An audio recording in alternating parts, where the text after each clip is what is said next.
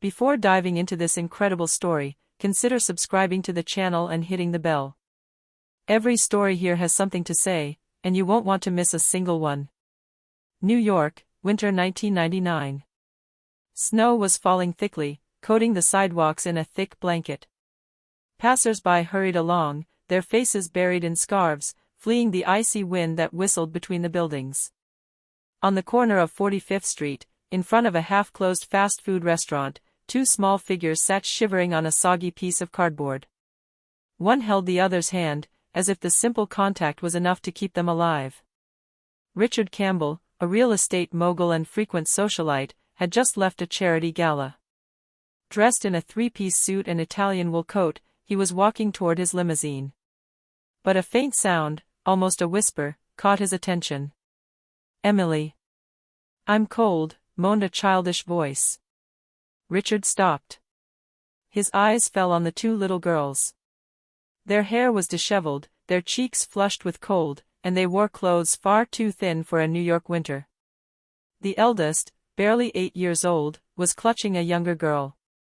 Both stared into space with a clouded, lost look that froze Richard's heart.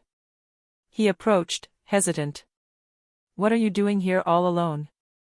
"Where are your parents?" he asked, his deep voice softened by genuine concern. The taller one raised her head. Her milky gray eyes immediately betrayed her blindness. She spoke with heartbreaking calm. "We don't have any parents anymore, sir. We have nowhere to go." The younger sister, her lips trembling, added in a breath. "Our names are Emily and Grace. We're sisters." Richard felt a burning sensation deep in his chest. He, a man known for being cold, accustomed to contracts and financial battles, found himself unsettled by two children abandoned by life.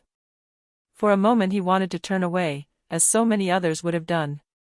But when Grace reached out her small, frozen hand toward him, fumbling awkwardly to touch his coat, something inside him snapped. He leaned down, gently took their hands and whispered, "Come with me. Tonight you won't be cold anymore." It was this almost insignificant gesture that sealed their fate.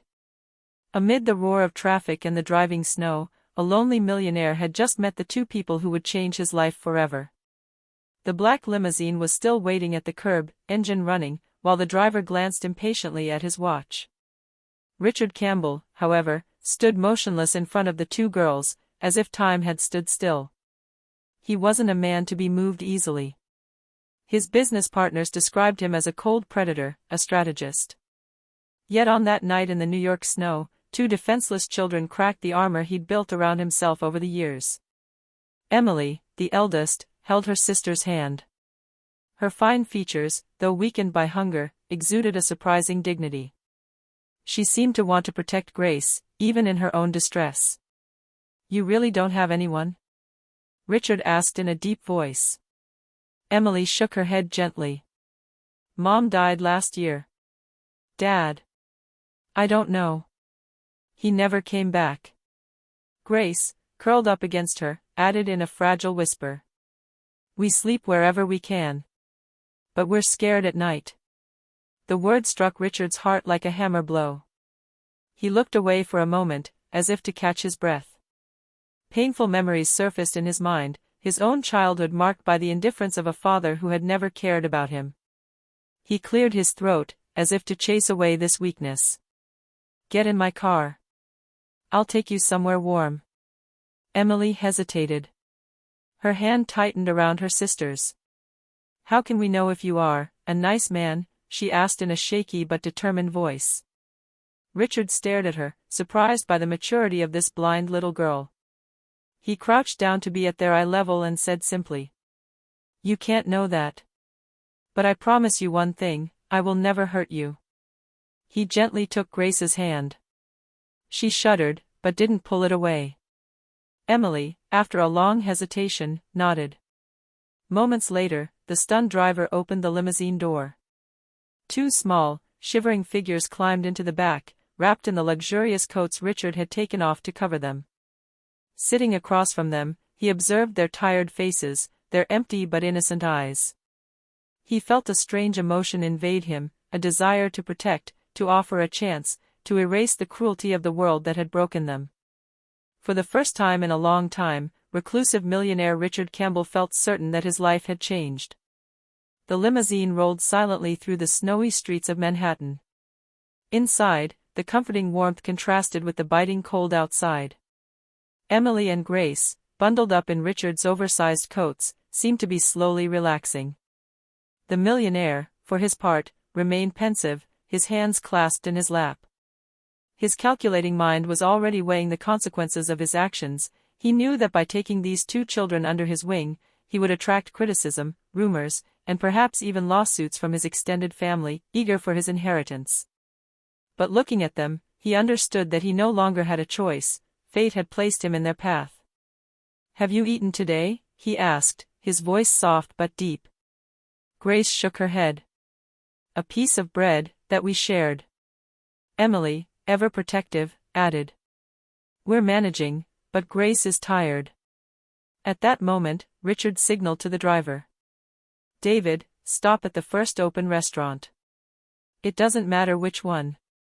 A few minutes later, they were sitting in a small private room of a fancy restaurant, completely incongruous for two girls dressed in rags. The waiters, intrigued, cast lingering glances, but Richard ignored them. He ordered everything hot and filling on the menu. When the dishes arrived, the little ones began to eat with touching eagerness. Richard watched them, a discreet smile on his lips, as if rediscovering a long-buried emotion, tenderness. After dinner, as the girls were almost falling asleep on the bench, he took out his phone and called his lawyer, Master Johnson. "Richard? Do you know what time it is?" growled the man on the other end of the line. "Listen to me carefully, Mark. Tomorrow morning, I want to start the process of adopting two children." A stunned silence followed. "Adopt, what?" "But Richard, do you realize what you're saying? You have no experience with children, let alone two blind girls. Your reputation, your business. It's all going to be a disaster." Richard glanced at Emily and Grace, asleep side by side, their hands still linked. A strange warmth swelled in his chest. "I don't care about my reputation. They will be my daughters. And if anyone has a problem with that, they can just get out of my life." His voice, firm and uncompromising, silenced all objections. That evening, in the heart of New York, a man who had built an empire believing that money was enough to fill the void in his existence had just made the most irrational, but also the most humane decision of his life. The next morning, the usually quiet and cold Campbell Manor echoed with unusual sounds, the tentative footsteps of two little girls exploring an unknown world. Emily and Grace, still in awe, felt the walls, counted the steps, and brushed their fingers against the polished furniture. Richard, watching them from afar, found himself smiling. Yet, behind this almost touching scene, a storm was brewing. In the large living room, Mr. Johnson, the lawyer, nervously leafed through files. "Richard, you're a businessman, not a father. Do you realize what you're taking on? These girls, they're not just orphans, they're blind. It's a huge responsibility." Richard crossed his arms. "Then I will take this responsibility." At that moment, another voice rose, that of Margaret Campbell, a distant cousin, who had come at dawn after hearing rumors. Tall, stern, with pursed lips, she gave the two children a contemptuous look. "Aren't you seriously thinking about it, Richard? Adopting two beggars? Blind ones, no less. Do you want to ruin the Campbell family name?" Emily, who was holding Grace's hand, immediately realized it was her and her sister. Her small face tightened, but she remained silent. Richard felt a cold anger invade him. "Margaret, if the Campbell name depends on the abandonment of innocent children, then it is worthless. But think about your legacy. Your business. People will laugh at you. A real estate mogul who adopts two blind little girls from the streets? You'll become the laughingstock of New York." Richard approached her, his gaze hard. "Let them laugh, then. I have enough money not to have to please anyone." Margaret blanched in outrage, then left the manor with a click of her heels. When the door closed, Grace, who had been watching the scene without understanding every word, squeezed her sister's hand tighter and whispered timidly. "Mr. Richard, are you really going to keep us?" He knelt before them, looking at them with a rare sincerity in his usually cold eyes. "Not just keep you. You will be my daughters. And no one will be able to take that away from you." Emily, who had remained serious until then, felt her clouded eyes begin to mist over. She couldn't see his face, but she heard something in his voice no adult had ever said before, a true promise. For Richard Campbell, it was the beginning of a fight, against rumors, against his own family, against a world that saw these two girls as nothing more than burdens. But he already knew the truth, they were his new strength. The following weeks were a whirlwind of action for Richard Campbell. Every day, he booked appointments with specialists, inspected schools, and researched the best programs for blind children. He refused to be intimidated by society or his family's criticism. Emily and Grace were slowly adjusting to their new world. Every object, every piece of furniture, every sound became a landmark for them. The house, once silent and cold, now echoed with the girls' timid laughter and incessant questions. One afternoon, Richard welcomed Dr. Helen Miller, a renowned ophthalmologist, in the mansion's large office. "Richard, you know I'm doing everything I can, but their blindness is advanced. The chances of regaining their sight are slim." Richard knelt down to their eye level, Emily and Grace pressed against his sides. "Helen, they're not just patients to you.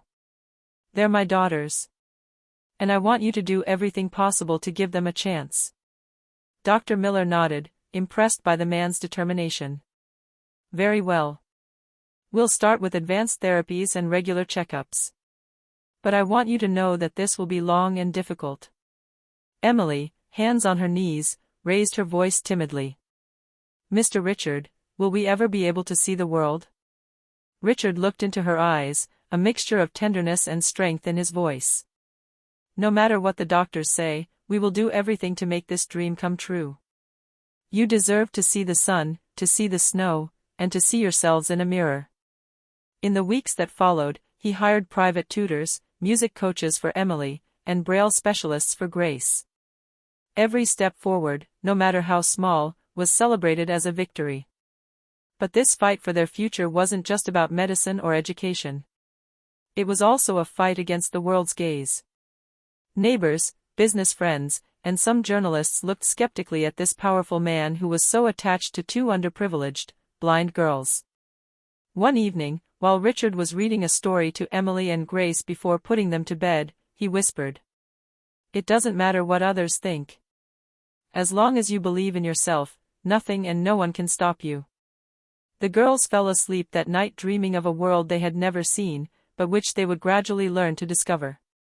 Richard, for his part, remained awake for a long time, sitting in the shadows of the room, thinking. He knew that the most difficult thing was not only to offer them a roof over their heads or an education, but to offer them a future where they could flourish despite all the injustices of life. The years passed at Campbell Manor like a delicate symphony. Emily and Grace grew up surrounded by books, music, and love, under Richard's watchful and tender gaze. Each day was a challenge, but also a victory. At 10 years old, Emily had discovered an abandoned piano in the music room. Her fingers brushed the keys hesitantly at first, but soon she found the rhythm and melody that seemed to flow naturally from her. Richard watched from afar, fascinated by the intensity of her concentration and the sensitivity of each note.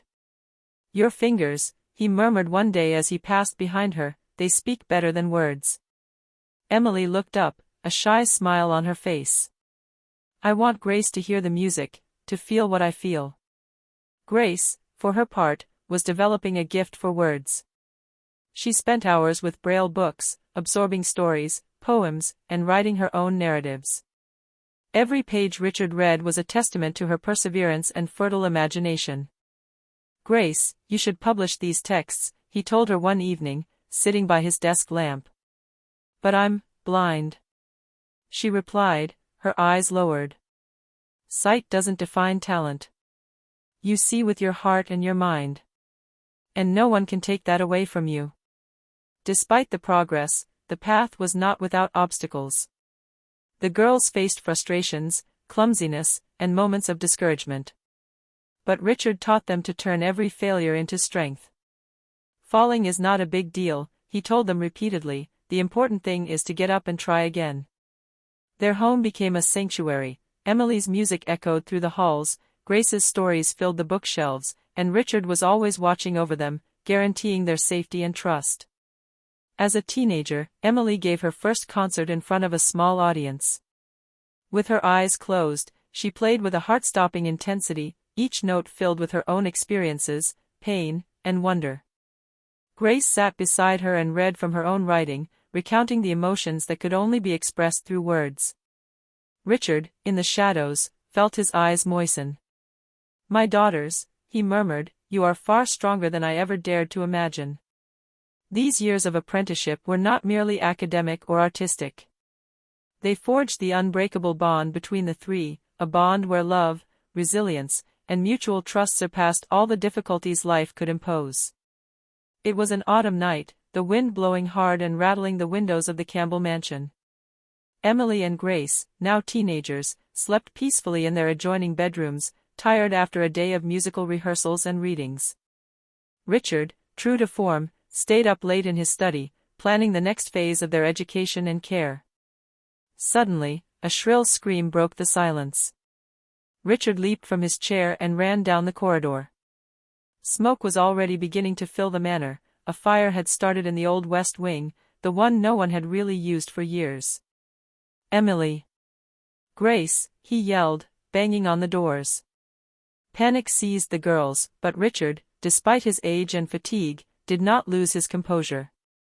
He located their rooms by their voices and entered, one by one, to guide them. "Follow my voice. Don't panic, I'm here," he ordered, his breathing rapid but controlled. Amid the chaos, Emily instinctively grabbed her sister's hand. Together, they groped forward, guided by Richard. Fire devoured the furniture, flames licking the walls, but Richard remained focused, protecting his daughters as he had never protected anything before. After what seemed like an eternity, they finally reached the exit. Richard wrapped his arms around them, carrying each in turn out of the manor.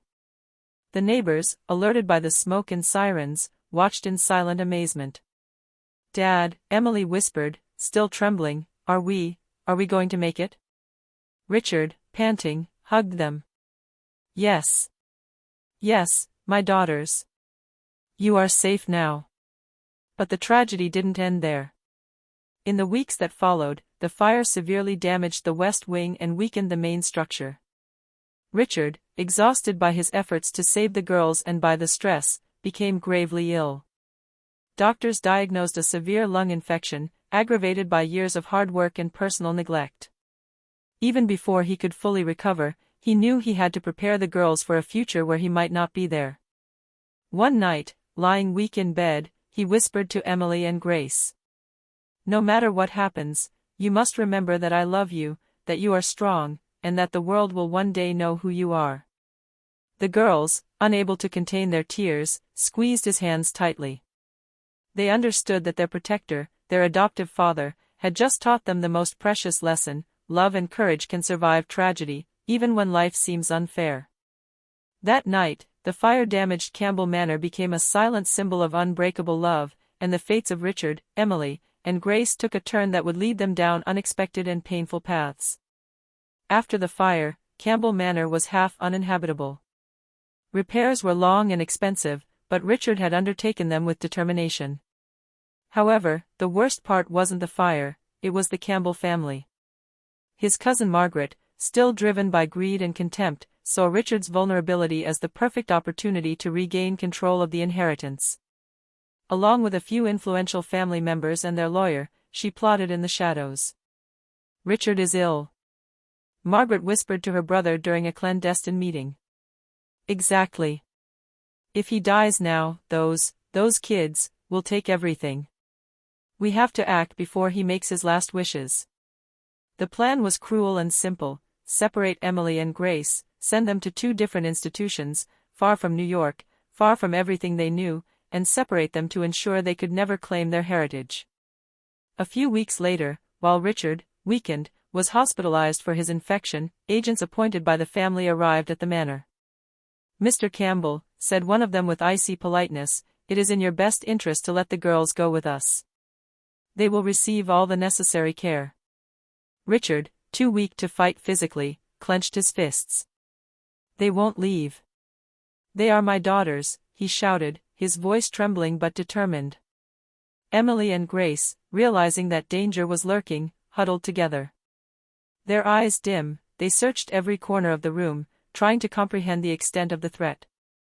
Despite his protests, the agents forced Richard to sign temporary documents for institutionalization under the pretext of medical safety. The girls were separated, Emily sent to Boston, Grace to Philadelphia. The goodbyes were silent, but heartbreaking.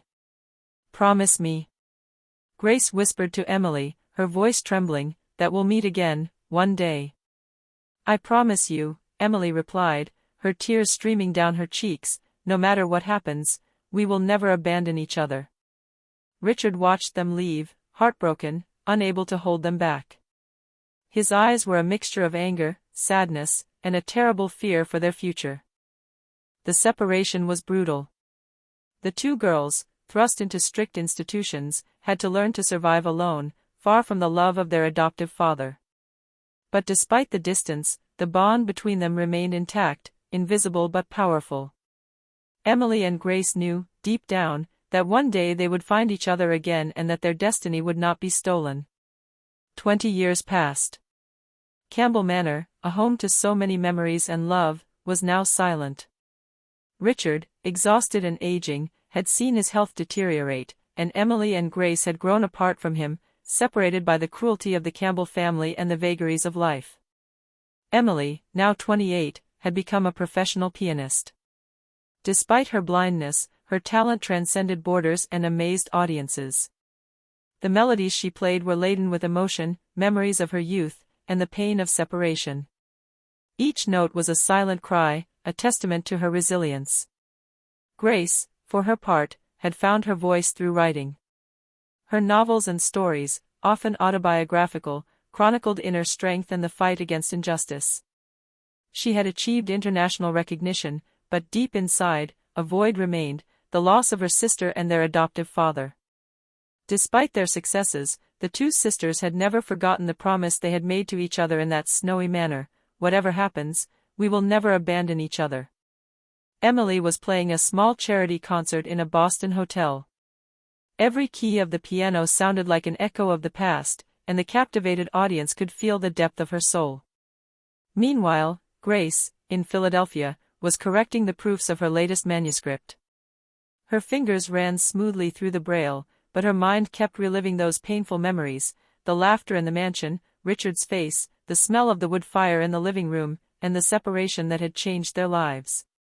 One evening, as the stars shone above New York, an unexpected letter arrived for each of the sisters, an invitation to the inauguration ceremony of the Foundation Richard Campbell, an organization dedicated to education and art for disadvantaged children. Emily and Grace, intrigued and overwhelmed, felt a wave of conflicting emotions: joy, fear, hope. They had no idea that this return would bring them closer not only to their past, but also to their heritage and the truth about the man who had believed in them when no one else did. The long silence of 20 years was about to be broken. The Richard Campbell Foundation's main hall was lit with 1,000 lights. Elegant guests, journalists, and prestigious patrons had gathered to celebrate the official opening. On the stage, a banner read in gold letters, "In memory of Richard Campbell, for a better future." The Campbell heirs, those who had long plotted to take over the family empire, were there, looking confident. They discussed the speeches they would give, convinced that everything would turn out to their advantage. But suddenly, silence fell. Two female figures appeared at the entrance. Their white canes brushed the ground as they moved with surprising confidence. Emily and Grace. The blind sisters, separated for 20 years, were back. A murmur ran through the room. Faces froze. The stunned heirs exchanged worried glances. "It's impossible," murmured Margaret, pale as a sheet. Emily stepped onto the stage, her hand brushing the keys of a specially set-up piano. She gracefully placed her fingers on the keys and began to play. Each note resonated with power and emotion, captivating the audience. Grace, beside her, opened a file and read in a clear, moving voice. This letter was found among the papers of our adoptive father, Richard Campbell. It stated, "My true heirs are Emily and Grace Johnson, my daughters of the heart. Everything I have built is rightfully yours." There was total silence. The heirs were at a loss for position, and the guests held their breath. The truth burst forth like a flash in the room: the inheritance could not be disputed. Richard, even in his absence, seemed to have orchestrated this moment from beyond. His daughters, united and strong, had returned to claim what was theirs. Years of suffering, separation, and struggle had forged within them a power no one had anticipated. Emily played with an intensity that left everyone transfixed, while Grace read excerpts from her writings inspired by their childhood and resilience. Every word, every note, touched hearts, transforming the ceremony into a moving revelation. At the end, the room erupted in applause, but for the heirs, there was no more room for discussion. Their empire and arrogance had just collapsed before the strength of the two sisters. Emily and Grace, finally reunited and recognized, had proven that true wealth lay not in money or power, but in love, resilience, and faithfulness to the promises of the heart. The room fell into a solemn silence after the final piano notes and the reading of the excerpts. All eyes were fixed on Emily and Grace. The guests, moved, held their breath. The Campbell heirs, frozen, were unable to utter a word. Grace, with a proud but serene look, spoke. "Ladies and gentlemen, what you see today is not just the return of two girls, it is the fulfillment of the promise of a man who believed in us when no one else did." Emily, her fingers resting on the piano, added, "Richard Campbell gave us more than just a roof over our heads and an education. He gave us his trust, his love, and his belief in our abilities. Today, we are here to honor his legacy and continue his dream, to help those the world abandons." At this point, the Campbell family's legal representative tried to object, but Grace raised her hand, calm but firm. "The documents are clear. Our adoptive father wrote in black and white that we were the legitimate heirs. Any other claimant has no rights." The room erupted in murmurs and applause. Even the journalists present took feverish notes. This story was going to make the front page. The sisters, despite their blindness, had regained more than their heritage. They had regained their power, their voice, and above all, their unity. Together, they announced that Campbell Manor would be transformed into artistic and educational center for disadvantaged and disabled children, in order to continue Richard's work. Margaret, humiliated and furious, tried to approach to protest, but Emily, with a gentle but firm gesture, said to her, "We are not seeking revenge. We are simply doing what Richard would have wanted, offering opportunities to those whom life has forgotten." The shock was total. The heirs, now powerless, had to accept the truth. The blind girls, once abandoned, had become the true owners of the empire and the heart of their adoptive father. As the guests left the room, Emily and Grace stood alone for a moment, holding hands, their eyes raised to the portrait of Richard Campbell hanging on the wall. "He would have been proud of us," Emily whispered. "Yes," replied Grace, "and now it's up to us to continue what he started." Campbell Manor, once a scene of loneliness and tragedy, had become a living symbol of resilience, love, and justice. And for Emily and Grace, this return marked the beginning of a new life, full of promise and light.